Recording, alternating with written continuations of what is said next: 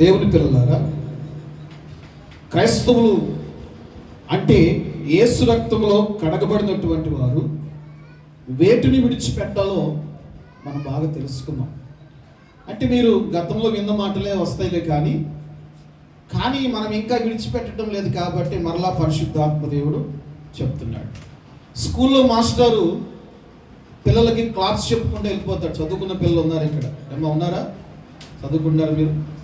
ఈరోజు నువ్వు ఒక సబ్జెక్ట్ చెప్తారు, ఆ సబ్జెక్ట్ కనుక కంఠస్థం పట్టి హోంవర్క్ రాసి ఆ టెస్ట్ పెట్టినప్పుడు మంచి మార్కులు వస్తే అంతా అర్థమైంది అనుకొని మరలా ఆ సబ్జెక్ట్ చెప్పడం. ఎందుకని? వాళ్ళకి అర్థమైపోయింది, వాళ్ళకి వచ్చేసింది కాబట్టి మరలా దాంట్లోకి వెళ్ళవసరంలా. మరి మరలా ఇప్పుడు చెబుతాడయ్యా అంటే వాళ్ళకి అర్థం కాకపోతే మరలా చెప్తాడు బోర్డు మీద లెక్క. ఇప్పుడైనా అర్థం చేసుకుంటారు బాబు అని వచ్చే వరకు చెప్తానే ఉంటాడు. అలాగే దేవుని వాక్యం కూడా విన్నట్టుగానే ఉంటాము కానీ ఎప్పుడో విన్నాము కానీ గుర్తుండదు. కాబట్టి క్రైస్తవులు అనేటువంటి వారు, దేవుని పిల్లలు వేటిని విడిచిపెట్టాలి? వాళ్ళందరిని పక్కన పెడితే జేహెచ్పి మినిస్ట్రీ సంఘ సభ్యులు వేటిని విడిచిపెట్టాలో ఈరోజున పరిశుద్ధాత్మ దేవుడు లేఖనాల ద్వారా మనతో మాట్లాడాలని ఆశపడుతున్నారు. చదవండి 55వ అధ్యాయము యెషయా గ్రంథము. పాస్టర్ గారు తీస్తున్నారా? 55వ అధ్యాయము యెషయా గ్రంథము 7వ వాక్యమును చదివి సహాయం చేయండి. భక్తిహీనుడు తన మార్గమును విడువవలెను, దుర్మార్గులు దుష్టులు తన తలంపులు మానవలెను. వారు యెహోవా వైపు తిరిగిన ఎడల ఆయన వారి యందు జాలిపడును. వారు మన దేవుని వైపు తిరిగిన ఎడల ఆయన బహుగా వారిని క్షమించును. వినండి ఈ వాక్యమును బట్టి చిన్న ప్రార్థన. పరిశుద్ధాత్మ తండ్రి, క్రైస్తవులు అనబడేటువంటి వారు వేటిని విడిచిపెట్టాలో ఈరోజు మాత్రం మీరు మాట్లాడబోతున్నందుకు స్తోత్రాలు. వివరిస్తుండగా తగిన జ్ఞానమునిచ్చి సమయోచిత జ్ఞానమును దయచేసి నన్ను మరుగు చేసి మీరే నా ముఖాంతరములో ఉండి మాట్లాడమని, మీ నోటికి బోరగా నన్ను వాడుకోమని వింటున్న పిల్లలు ఆయన నీ బిడ్డల ప్రభా హృదయములు తెరవబడాలి. లూదియా హృదయము తెరవబడినట్టుగా తెరవబడే కృపని ప్రతి ఒక్కరికి దయచేయమని ఖచ్చితంగా ఈరోజు చెప్పి ఈ వాక్యమును బట్టి వేటిని విడిచిపెట్టాలో మేము నేర్చుకున్నటకు తగిన కృపని, శక్తిని, జ్ఞానమును మాకు దయచేయమని యేసయ్య పరిశుద్ధమైన నామములో ప్రార్థన చేసి అడిగి వేడుకుంటున్నాను తండ్రి, ఆమేన్. దేవుని పిల్లలారా, యెషయా గ్రంథములో 55వ అధ్యాయము 7వ వచనాన్ని మనం ధ్యానం చేశాం. ఎక్కువసేపు విసిగించను, ఎండ తీవ్రతగానే ఉంది. 12:30 వరకు వాక్యం చెప్పుకొని అన్ని కార్యక్రమాలతో 1 గంట లోపే ముగించుకొని 1 గంటకు మనం భోజనానికి కూర్చుందాం. మంచిది. హల్లెలూయా. ఎందుకంటే 3 వారాలు దీన్ని పొడిగిస్తాను కాబట్టి సమయానికి ముగిస్తాను. భక్తిహీనుడు తన మార్గమును, దుర్మార్గుడు తన తలంపులను విడిచిపెట్టాలి. భక్తిహీనులు తన మార్గాలను విడిచిపెట్టాలి. యెహోవా వైపు తిరిగిన ఎడల విడిచిపెట్టి తిరగాలి. హల్లెలూయా.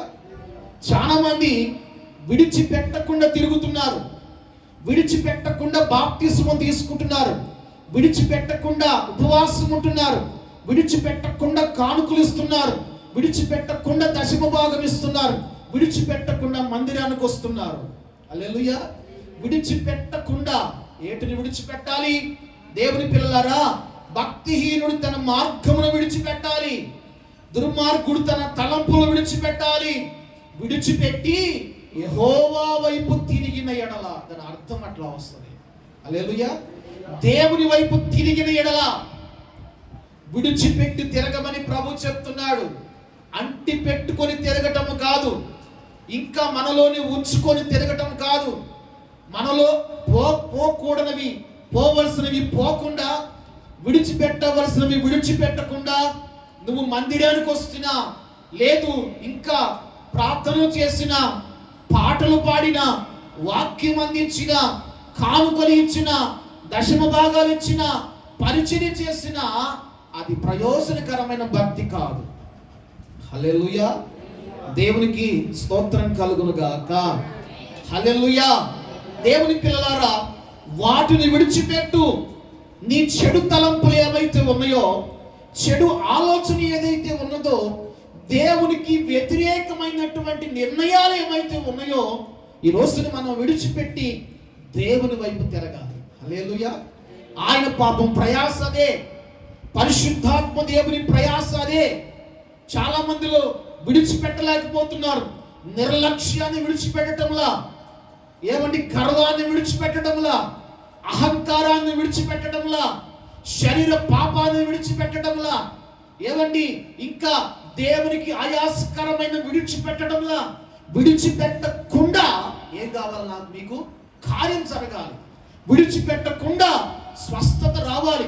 విడిచిపెట్టకుండా ఏమో మన ఎదుట పడిపోవాలనుకుంటాం. దేవుని వాక్యం ఏం చెబుతుందంటే వాటిని విడిచిపెట్టాలి. క్రైస్తవులు విడిచిపెట్టవలసినవి మనం విడిచిపెడితే దేవునికి ఆయాసకరమైనవి. అప్పుడు ఏమంటాడు ఇక్కడ, యెహోవా వైపు తిరిగిన యెడల ఆయన వారిని కరుణిస్తాడు, జాలి పడతాడు. మన దేవుడైన యెహోవా వైపు తిరిగిన యెడల ఆయన మనలను విస్తారముగా క్షమిస్తాడు. హల్లెలూయా. నేను ఒక మాట చెప్తాను, మీకు తెలిసిన విషయమే. పాపములో పట్టబడిన ఒక స్త్రీ ఉంది బైబిల్లో. వినండి, మోషే ధర్మశాస్త్రం ప్రకారము ఎవరైనా వ్యభిచారం చేస్తూ పట్టబడితే వాళ్ళకి శిక్ష ఏంటంటే రాళ్లతో కొట్టి చంపాలి. ఆ రోజు ధర్మశాస్త్రం అది. ఈమె, ఈ స్త్రీ పాపము చేస్తూ వ్యభిచారం చేస్తూ జనాలకు పట్టబడింది. జనాలు ఆమెను చూశారు. చూసి ధర్మశాస్త్రం ప్రకారం రాళ్లతో కొట్టి చంపాలని ఆమె వెంటబడ్డారు. వినండి, ఆమె వెంటబడ్డారు. ఆమె పరిగెడుతూ ప్రాణభయముతో పాపం చేస్తూ పట్టబడిన ఆ స్త్రీ పరిగెడుతూ వస్తూ ఉంది. ఆమె వెనకాల రాళ్ళు పట్టుకొని ఆమె వెనకాల పరిగెడుతున్నారు ఆమెను చంపివేయాలని. అయితే మొత్తానికి ఆమెకి ఎక్కడికి వెళ్ళినా మేలు కలగదనుకుందేమో, ఎక్కడికి వెళ్ళినా నా ప్రాణము దక్కించుకొని అనుకున్నదేమో. ఆ పరిగెత్తేటువంటి క్రమంలో యేసుక్రీస్తు ప్రభువారు అక్కడ నిలబడున్నారు. వెంటనే ఆయన దగ్గరికి వెళ్ళిపోయింది. యేసుక్రీస్తు ప్రభువారు వారిని చూశారు.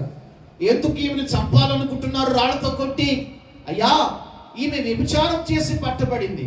మోషే ధర్మశాస్త్రం ప్రకారము పాపములో పట్టబడినటువంటి వారిని రాళ్లతో కొట్టి చంపాలని చెప్పి ఉన్నది కదా. హల్లెలూయా. ఈ మాట మన టాపిక్ అది కాదు, కానీ యేసుక్రీస్తు ప్రభువారు ఆమెతో ఒక మాట అంటాడు. ఏంటో తెలుసా? అమ్మా, నీ పాపములు క్షమించబడి ఉన్నవి, ఇంకెప్పటికీ నీవు ఈ పాపం చేయమాక. చాలా మంది మన జీవితాల్లో దేవుడు కనికరించిన, దేవుడు సహాయం చేసిన, మన బ్రతుకులను మార్చిన, అప్పటికి చేయము అనుకుంటాము, కానీ మరలా ప్రారంభిస్తాం, మరలా తిరిగి దానిని అవలంబిస్తాం, మరలా ప్రయత్నం చేస్తాం. దేవునికి స్తోత్రం కలుగును గాక. అయితే ఇక్కడ ఈ పాపములో పట్టబడిన స్త్రీ యొక్క లక్షణం ఏంటి? ఆమెలో ఉన్న బ్యూటీ ఏంటి? ఆమెలో ఉన్న గుడ్నెస్ ఏంటయ్యా అంటే, ఎప్పుడైతే నీ పాపములు క్షమించబడి ఉన్నాయి అన్నావో, ఇంకెప్పటికి చేయొద్దని దేవుడు చెప్పాడో, ఆ రోజు నుంచి ఆమె పాపము చేయలేదంట. హల్లెలూయా. ఆ రోజు నుంచి ఆమె పాపమును విడిచిపెట్టింది. ఆ రోజు నుంచి వ్యభిచారమును విడిచిపెట్టింది. ఆ రోజు నుంచి శరీర యొక్క కార్యాలను విడిచిపెట్టింది. దేవుని వైపు తిరిగింది. హల్లెలూయా. దేవునికి మహిమ కలుగును గాక. దేవుని వైపు తిరిగింది. దుర్మార్గులు ఏం విడిచిపెట్టాలంట? తన మార్గాలను. భక్తిహీనులు, దుర్మార్గులు తన తలంపులు విడిచిపెట్టేసింది ఆవిడ. విడిచిపెట్టి యేసయ్య దగ్గరికి వచ్చి కన్నీటితో ఆయన పాదాలను కడుగుతుంది. హల్లెలూయా. కడుగుతూ ఉంది. అత్తరుతో ఆయన పాదాలు కడుగుతూ ఉంది. స్తోత్రం కలుగును గాక. వెంట్రుకలతో తన పాదాలు తుడుస్తూ ఉంది. తన జీవితం ఎలాగ మారిందంటే సువాసనగా మారింది. హల్లెలూయా. అప్పుడు అక్కడ ఉన్నటువంటి వాళ్ళు అంటారు, అయ్యా, ఈమె ఒక పాపి కదా, ఈమె ఒక వ్యభిచారు కదా, ఈమె ఒక ప్రాసిక్యూట్ కదా, ఈమెని మీరు ఎలాగ దగ్గరికి రానిచ్చారు? ఈమె మీ పాదాలు పట్టుకోవడానికి అపవిత్రురాలు, మీరు పరిశుద్ధులు కదా. హల్లెలూయా. నేను కూడా అపరిశుద్ధుడినే, నేను కూడా ఒక పాపిని దేవుని బిడ్డలాను, నేను కూడా ఒక వ్యభిచారినే, నేను కూడా ఒక లోకంలో తిరిగినటువంటి వాడినే. అయినా నా ప్రభు పాదాలు పట్టుకున్నప్పుడు నా యేసయ్య నన్ను క్షమించాడు. హల్లెలూయా. ఆయన పాత్రగా మలుచుకున్నాడు. చేసిన అపరాధాన్ని బట్టి ఎన్ని రాత్రులు ప్రభు పాదాలు పట్టుకున్నాను. అయ్యా, నీ బిడ్డగా ఉండి చేసిన తప్పు ప్రభువా క్షమించమని దేవుని కాళ్ళు పట్టుకున్నప్పుడు ఆయన ఆ పాపములో పట్టబడిన ఆ స్త్రీని ఎలాగా క్షమించాడో నన్ను, మనలను కూడా అలాగే క్షమించి ఉన్నాడు. హల్లెలూయా, హల్లెలూయా అంటాడు. అక్కడ ఉన్నటువంటి శిష్యులు అన్నారు, ఆమె క్యారెక్టర్ బ్యాడ్, అపరిశుద్ధురాలు, మీ కాళ్ళను ఎందుకు పట్టుకొనిస్తున్నారు? హల్లెలూయా. ఆయన అంటాడు ఒక బ్యూటిఫుల్ వర్డ్ అంటాడు. మనందరికీ కావలసినటువంటి ఒక పదాన్ని యేసుక్రీస్తు ప్రభువారు అక్కడ వాడారు. ఏమనో తెలుసా? ఏమని చెప్పారు? ఆమె విస్తారముగా నన్ను ప్రేమిస్తున్నది కనుక ఆమె యొక్క విస్తారమైనటువంటి పాపములు క్షమించబడ్డాయి. ఇక్కడ ఈ వాక్యములు అదే కనిపిస్తుంటది. ఆయన వారిని కరుణించును. మన దేవుడైన యెహోవా వైపు తిరిగిన ఎడల ఆయన విస్తారముగా మన పాపాలను దేవుని వైపు తిరిగింది. మరలా ఆ పాత వ్రత జీవితంలోకి ఆవిడ వెళ్ళలా. మత్తలేని మరియతో పాటు ఉందంట. ఆమె ధనమంతా కూడా దేవుని సేవకు, మేము ఒకసారి విన్నారు, దేవుని సేవకు ఖర్చు పెట్టిందంట. దేవునికి మహిమ కలుగును గాక. ఆమె జీవితం మారింది, ఆమె పేరు మారింది, ఆమె ఆలోచన మారింది, ఆమె నడక మారింది, ఆమె చూపు మారింది, ఆమె వస్త్రధారణ మారింది, ఆమె బ్రతుకు మారిపోయింది. హల్లెలూయా. ఆమె జీవితం ఇప్పుడు సువాసనగా మారిపోయింది. దేవుడు ఆమెను ఏం చేశాడంట? క్షమించాడు. ఎందుకు క్షమించాడంటారు అన్న రమేష్ అన్న? ఆమె విడిచిపెట్టింది. హల్లెలూయా. విడిచిపెట్టే అనుభవంలోనికి మనం రావాలి. దేవునికి స్తోత్రం కలుగును గాక. విడిచిపెట్టేటువంటి భక్తులకు మనం రావాలి.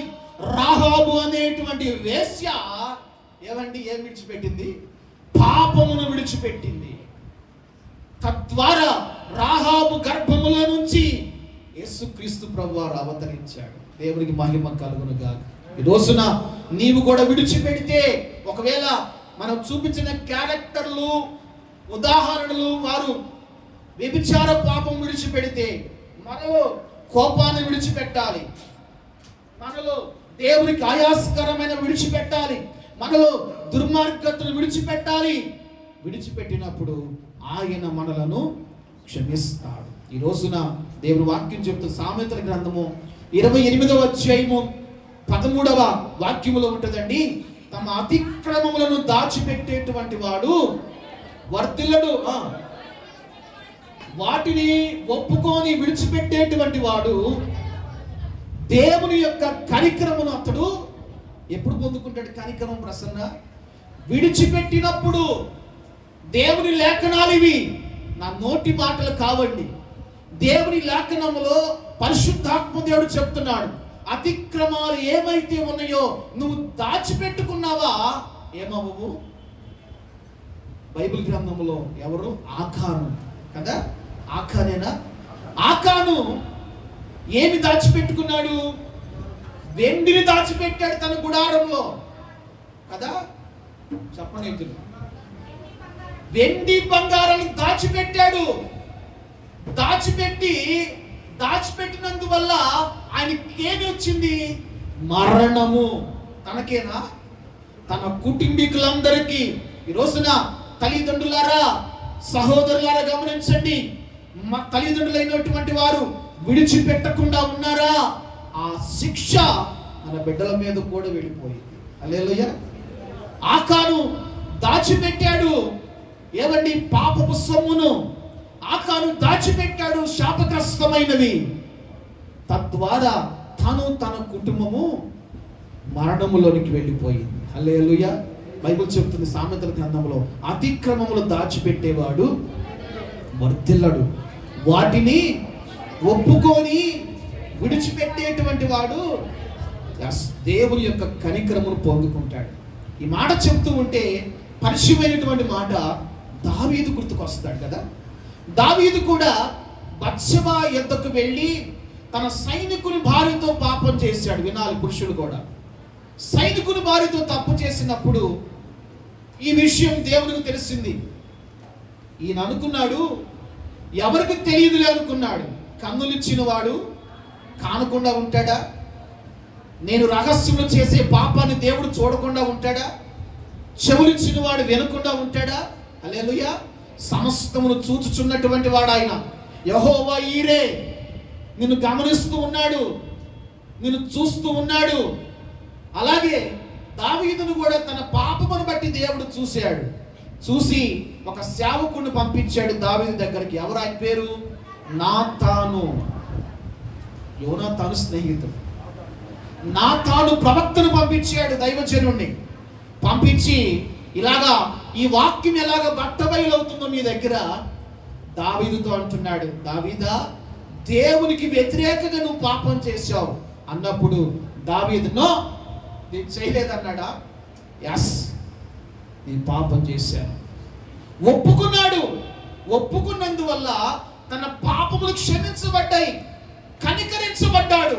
దేవునికి మహిమ కలుగును గాక. ఈ రోజున బలలో పాలు పంపులు పొందేవారు ఉన్నారు. అయితే దేవుని బిడ్డలారా, నువ్వు బలలో చేతులు పెట్టేటప్పుడు నీ అతిక్రమాన్ని దాచిపెట్టకుండా నా ఎదుట కాదు కానీ దేవుని ఎదుట ఒప్పుకో. హల్లెలూయా. బైబిల్ చెప్తున్న మాట, మొదటి యోహాను రాసిన పత్రికలో ఏమని చెప్తున్నాడు? మన పాపములను మనము ఒప్పుకుని ఎడల ఆయన నమ్మదగిన వాడు, నీతిమంతుడు కనుక ఆయన మన సమస్త దుర్నీతి నుంచి మనలను పవిత్రులుగా మారుస్తాడు. హల్లెలూయా. దావీదు ఒప్పుకున్నాడు, దేవుని బిడ్డలారా, రక్షించబడ్డాడు. ఆకాను ఒప్పుకోలేదు, దేవుని బిడ్డలారా, మరణానికి పాలయ్యాడు. హల్లెలూయా. ఇంకా మీకు కొన్ని విషయాలు చెప్తా. మనం ఏమి విడిచిపెట్టాలో ఈ రోజున విందాం. గత జీవితాన్ని విడిచిపెట్టాలి. ఏం విడిచిపెట్టాలంట అమ్మా? గత జీవితం. మన జీవితం ఎలాంటి తెలుసా? పాత రోత జీవితం. బైబిల్లో ఉంది కదా, మీకు తెలుసు. 2వ కొరింథీయులకు రాసిన పత్రిక 5వ అధ్యాయము 17వ వాక్యం ఒకసారి చదవండి. పాతవి గతించెను, ఇదిగో సమస్తము కూడా కొత్తవాయును. మన యొక్క గత జీవితాన్ని విడిచిపెట్టాలి. గతంలో నేను ఆ పని చేశానండి, గతంలో నేను ఇలా తిరిగానండి, గతము గతహాగా కదా. గతాన్ని విడిచిపెట్టి భక్తులకు రావాలి.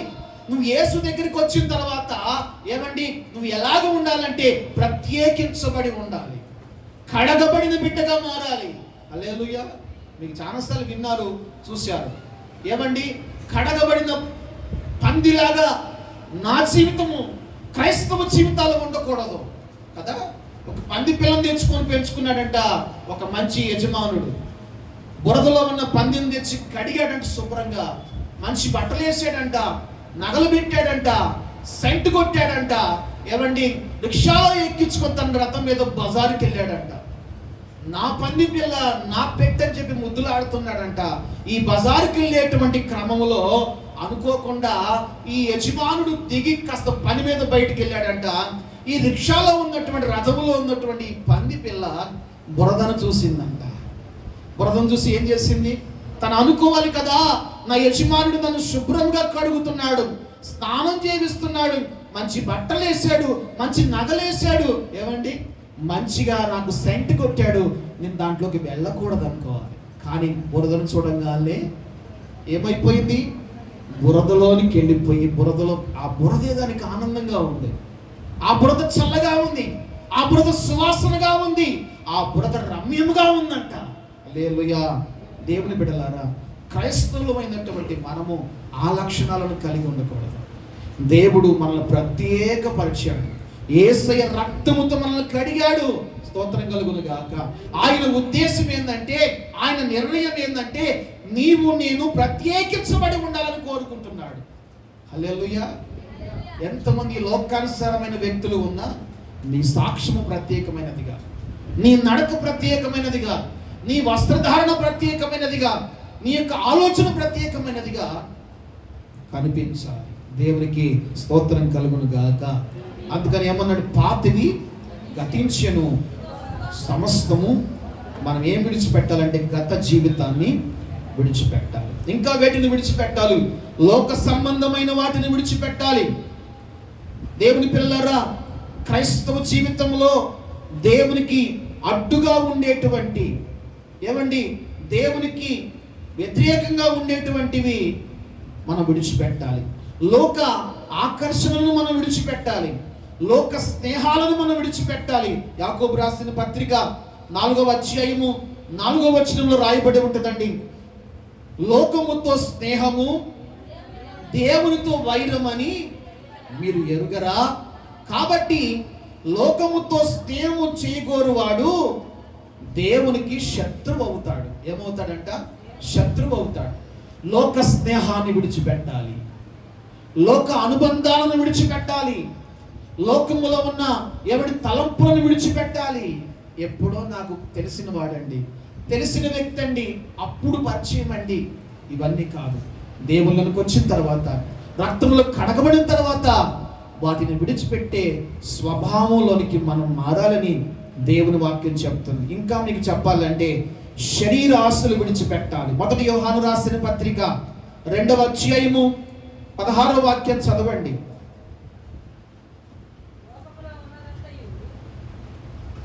లోకములో ఉన్నదంతయు అనగా శరీరాశయు, నేత్రాశయు, జీవపు డంబమును తండ్రి వల్ల పుట్టినవి కావివి, అవి లోక సంబంధమైనవి.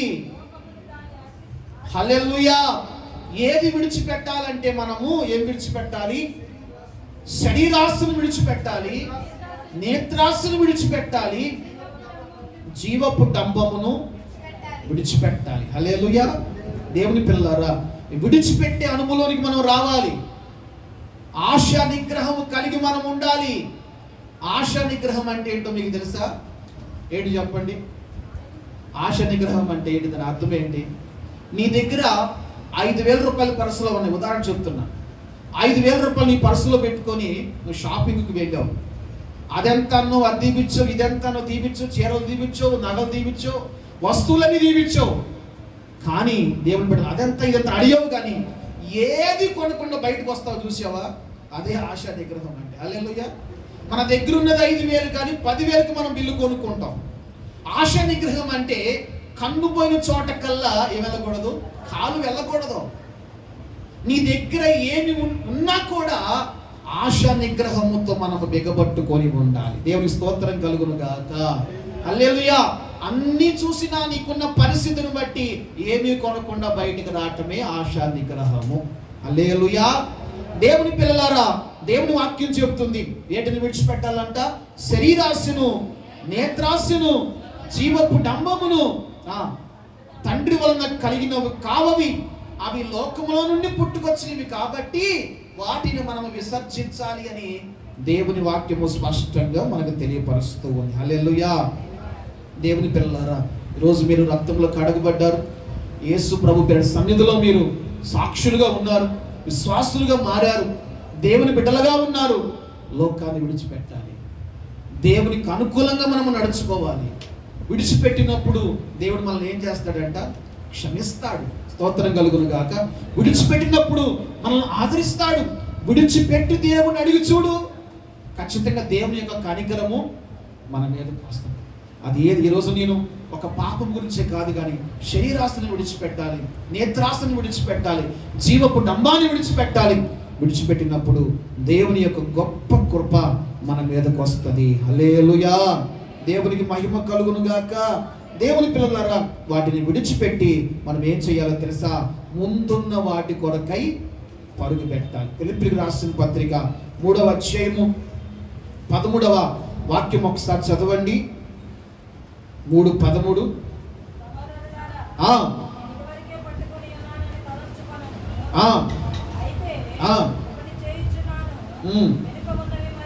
వెనక ఉన్నవి మరచి ముందున్న వాటి కొరకై నేను వేగిరపడుతూ ఉన్నా. చాలు. హల్లెలూయా. వెనక్కున్నవి మరవాలి, పాత జీవితాన్ని మరవాలి, అలవాట్లు మరవాలి, ఆలోచన మరవాలి.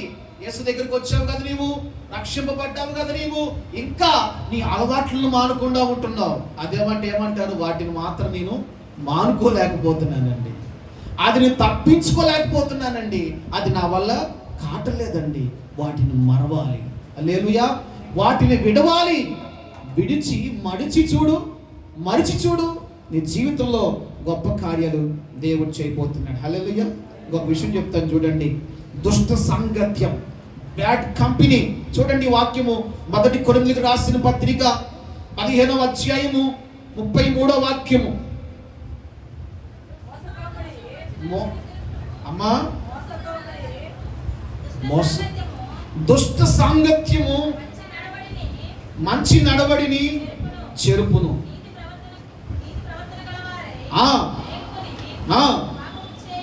హల్లెలూయా. 2 కొరింథీ 6:14 ఒక మాట చదవండి. మీరు అవిశ్వాసులతో జోడుగా ఉండకండి, నీతికి దుర్నీతికి ఏమి సాంగత్యము. ఈ 2 వాక్యాల్లో మనకు చెప్పిన మాట ఏంటి?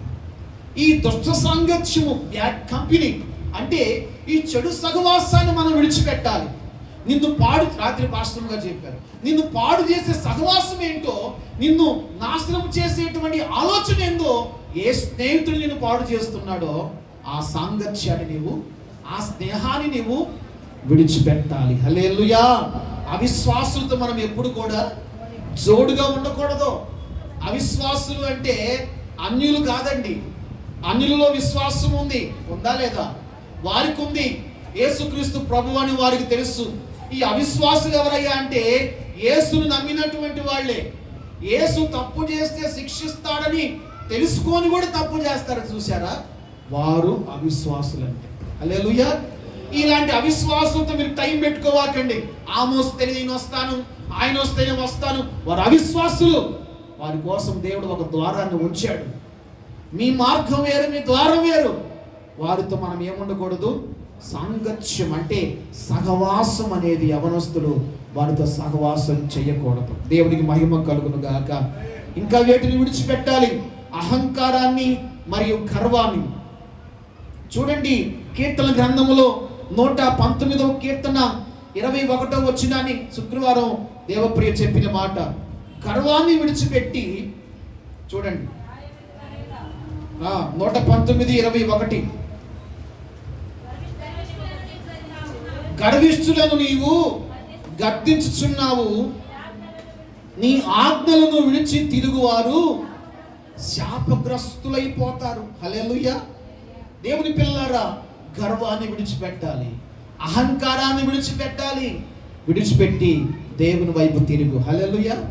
సేవకుడు కనబడుతూ ఉన్నా సేవకుడు చెప్పేంత వరకు చెప్పని గర్వం, వందనాలు చెప్పని గర్వం, ఆయన ఐడెంటిఫై చేసేంత వరకు కూడా కనీసం చెప్పనటువంటి గర్వం. హల్లెలూయా. నేను చాలా మందిని చూస్తూ ఉంటా, ఉదయం కూడా ఒకళ్ళు చూసా, భార్యకి చెప్పాను, దేవునికి మహిమ, క్రైస్తవులే, దేవుని బిడ్డలే, దేవుని పిల్లలే, నా ద్వారా ఎన్నో గొప్ప కార్యాలు చూసిన వాళ్ళే, కానీ మనం చెప్పేదాకా వాళ్ళు చెప్పాలి.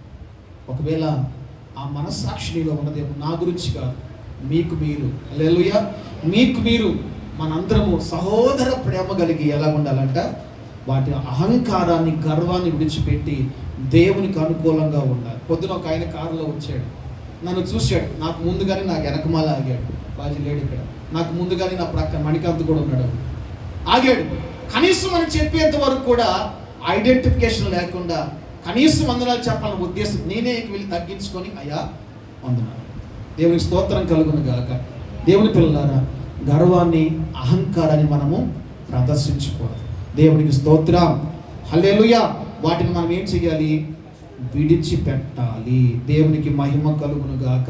విడిచిపెట్టే భక్తులు మనం ఉన్నప్పుడు దేవుడు గొప్ప కార్యాలు మన జీవితంలో చేస్తారు. దేవునికి స్తోత్రం కలుగును గాక.